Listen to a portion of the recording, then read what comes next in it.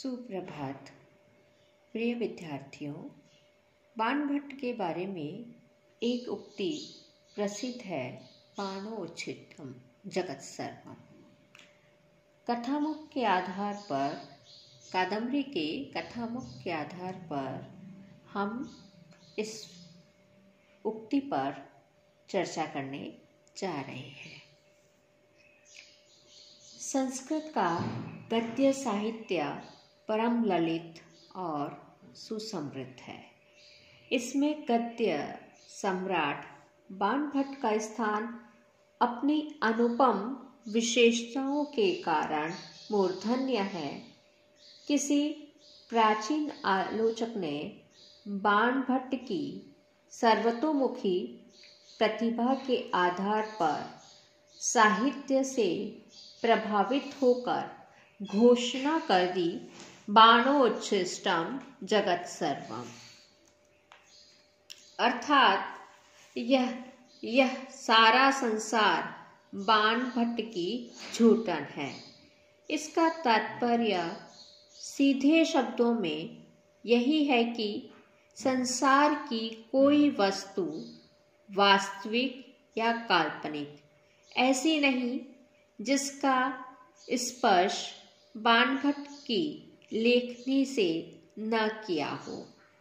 दूसरे शब्दों में एक और तो बाणभट्ट ने संसार की सभी उपलब्ध वस्तुओं का, चाहे वे संसार की भौतिक पदार्थ हो चाहे काव्य के अंग हो, अपने काव्यों में चित्रण किया है। दूसरी ओर उसकी कल्पना शक्ति ने कल्पना लोक का कोई कोना ऐसा नहीं छोड़ा जिसका प्रत्यक्ष कर शब्दों के माध्यम से उसे मूर्त न बना दिया हो। इसमें संदेह नहीं है कि बाणभट्ट के विषय में यह उक्ति अपने आप में एक अतिशयोक्ति है। बाणभट्ट का अगाध पांडित्य स्वयं उसके कथन से भी स्पष्ट है और उनकी रचनाओं में भी प्रतिबिंबित है। उनके पिता ने अपनी मृत्यु के पूर्व ही बाण को श्रुतियों स्मृतियों में पारंगत करा दिया था। सम्राट हर्ष के समक्ष बाण ने स्वयं कहा कि उन्होंने अंगों सहित वेदों का अच्छी तरह पठन किया है, शास्त्रों को अच्छी तरह सुना है। उन्होंने स्वयं कहा है कि उनका संपूर्ण पांडित्य उनकी रचनाओं में स्थान स्थान पर बिखरा हुआ है। उनका शब्द भंडार अपार है। एक ही शब्द के अनेक पर्यायवाची शब्दों का उन्होंने प्रसंगानुकूल प्रयोग किया है। उदाहरण के लिए समूह के अर्थ को व्यक्त करने के लिए उन्होंने संचय, निश्चय, प्रकर, कंदबक, जाल, निवह, राशि, यूथ, ग्राम, वृंत, पुंज, मंडल, पटल आदि अनेक शब्दों का प्रयोग किया है। प्रचलित, अप्रचलित सभी प्रकार के शब्दों का प्रयोग किया है। व्याकरण पर उनका असामान्य अधिकार है। उनकी संपूर्ण कृतियां यहाँ इसका प्रमाण है। अनेक व्याकरणात्मक प्रसंगों से भी उनका व्याकरण ज्ञान घोषित होता है। भाषा पर उनका अपूर्व अधिकार है। आचार्य गोवर्धनाचार्य ने तो उनके भाषा के अपूर्व अधिकार को देखकर यहाँ तक कह दिया कि जिस प्रकार प्राचीन काल में शिखंडी ने शिखंडी के रूप में जन्म लिया था, उसी प्रकार मैं समझता हूँ कि अपनी प्रगल्भता के कारण वाणी बाण बन गई। बाणभट्ट ने काव्य के सभी रूपों को अपनाया है।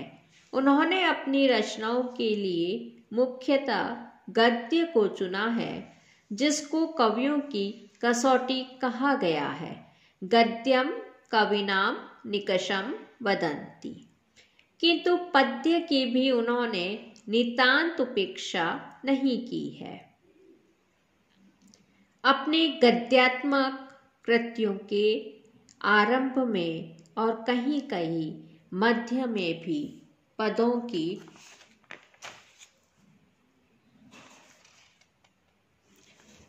की रचना में अपने नैपुण्य का परिचय दिया है।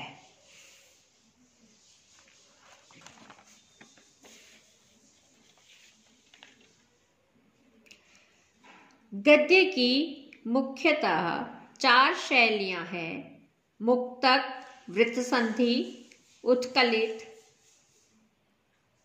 प्राय और चूर्णक।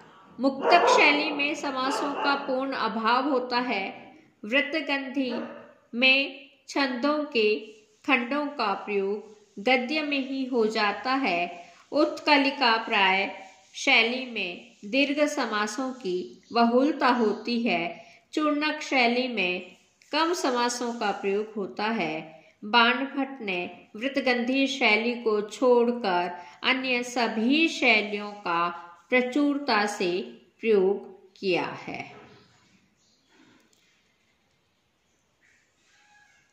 उस समय प्रचलित 3 प्रमुख रीतियां गौड़ी, पांचाली और वैदर्भी के रूपों के भी वर्णन के भी दर्शन उनके गद्य में होते हैं।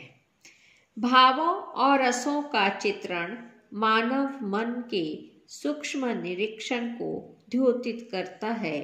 बाण ने प्राय सभी रसों और सभी भावों का चित्रण किया है।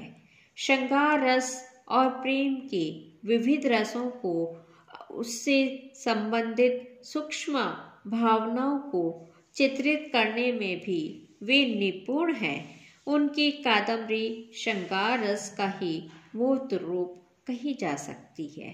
श्रृंगार की अतिरिक्त अन्य सभी रसों हास्य, वीर, करुण, भयानक, अद्भुत आदि का चित्रण भी उन्होंने निपुणता से किया है।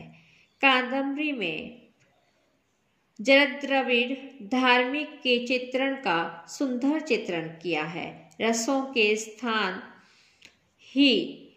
के साथ ही चिंता, उद्वेग आदि सभी संचारी भावों को भी बाणभट्ट की कृतियों में जगह जगह देखा जा सकता है। मानव भावनाओं के सूक्ष्म निरीक्षण से ही संबद्ध है चरित्र चित्रण। किसी कवि के चरित्र चित्रण से यह जाना जा सकता है कि उसने मानव अंतर्मन का कितना अध्ययन किया है। बाणभट्ट ने विविध प्रकार के सजीव चरित्र प्रस्तुत किए हैं। एक और तो तारापीठ, चंद्रापीठ, प्रभाकर वर्धन और हर्ष जैसे प्रभावशाली राजा और राजकुमारों का चित्रण, तो दूसरी ओर शुकनाथ जैसे मंत्री व जाबाली ऋषि, दिवाकर मित्र जैसे बौद्ध भिक्षु के चित्रण में परम ज्ञानी शांत रस के साकार रूपों का चित्रण है। महाश्वेता, कादम्बरी और राज्यश्री आदि के चित्रण में बाणभट्ट नारी मन की कोमलता का चित्रण किया है। बाण ने मानव मन के प्रत्येक कोने का सूक्ष्मता से निरीक्षण किया है। संसार के बाह्य रूपों को भी उन्होंने सूक्ष्मता से देखा है। उनकी कृति में उसको प्रतिबिंबित किया है। पिता की मृत्यु के बाद भ्रमण के लिए निकल पड़े थे और इस काल में उन्होंने संसार के सभी रूपों का अच्छी तरह से निरीक्षण किया। उनकी प्रवृत्ति के जो चित्रण उपस्थित किए हैं उनसे उनके प्रकृति के प्रति अनुराग और सूक्ष्म दृष्टि दोनों का परिचय प्राप्त होता है।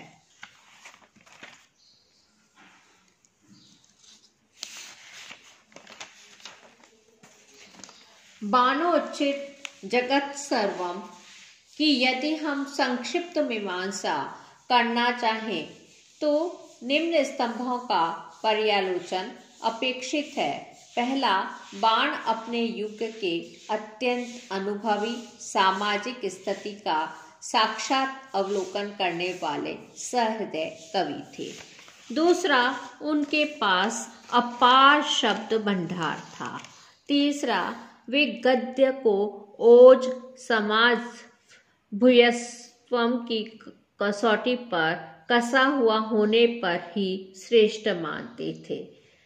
कला पक्ष की अपेक्षा भाव पक्ष को महत्ता देते थे, किंतु वर्णनों में संकोच अर्थात संक्षिप्तता के पक्षपाती नहीं थे।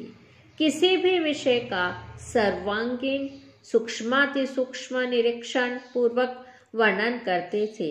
समाज एवं व्यक्तिक जीवन का कोई अंग वर्णन से छूटने न पाए, यह उनका सतत प्रयत्न रहा है। अतएव वर्णनों की बाढ़ सी उनके काव्यों में है। एक कथा से दूसरी और दूसरी से तीसरी कथा को जन्म देकर कथा में श्रेष्ठता उत्पन्न की है। भाषा और भाव में अद्भुत समन्वय है। अलंकारों का भरपूर प्रयोग है, किंतु श्रेष्ठ की क्लिष्टता नहीं है। शब्द और अर्थ की समन्वयात्मक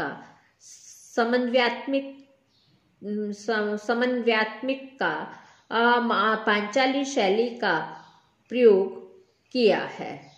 भारतीय धर्म, दर्शन, पूजा पद्धति, तप, दान, यज्ञ एवं पुनर्जन्म आदि में पूर्ण विश्वास ही नहीं व्यक्त किया, अपितु शुक एवं अश्वयोनियों में घुमाववर सिद्ध भी कर दिया है। व्यक्ति के 3 जन्मों की प्रणय कथा का मार्मिक चित्रण, जिसमें प्रेम तत्व की आध्यात्मिकता का निरूपण है। चरित्र चित्रणों में महाश्वेता का चित्रण अद्भुत है, किंतु अत्यंत रमणीय भी है। अपने समय तक की समस्त शैलियों का समन्वय बाणभट्ट ने किया है। पदावली में प्राय नुपुर झंकृतिवत अनुप्रास का प्रयोग किया है। शुकनासो उपदेश में युवावस्था के दोष, लक्ष्मी की चंचलता, राजनीति के दाव पेच, राजा के अंतरंग, धूर्त एवं आचार आदि विषयों के प्रतिपादन में बेजोड़ है। संयोग श्रृंगार की अपेक्षा विप्रलंभ का अति मार्मिक चित्रण है। कल्पना के क्षेत्र में बाणभट्ट अद्वितीय है।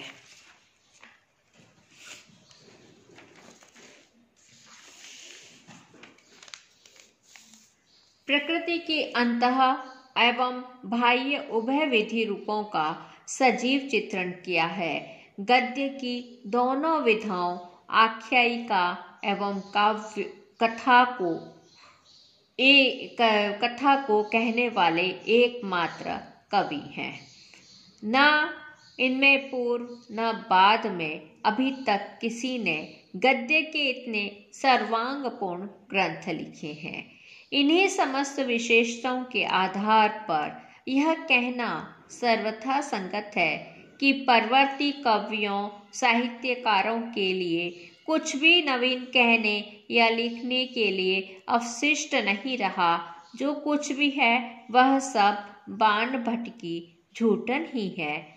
इसीलिए कहा गया है बाणोच्छिष्टम जगत सर्वम।